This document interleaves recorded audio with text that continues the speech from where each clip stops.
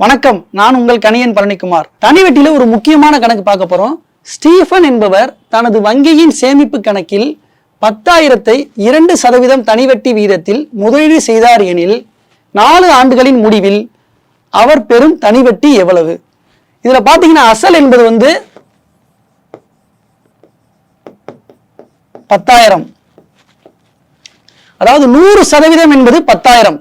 அப்ப இதுல 1% என்பது 100 ரூபாய், 2% என்பது 200 ரூபாய்.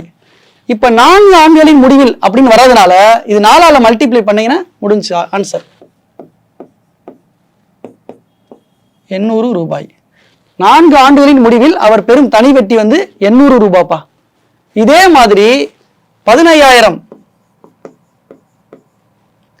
4% தனி வட்டி வீதத்தில் முதலீடு செய்தார் எனில் 5 ஆண்டுகளின் முடிவில் அவர் பெறும் தனி வட்டி என்ன?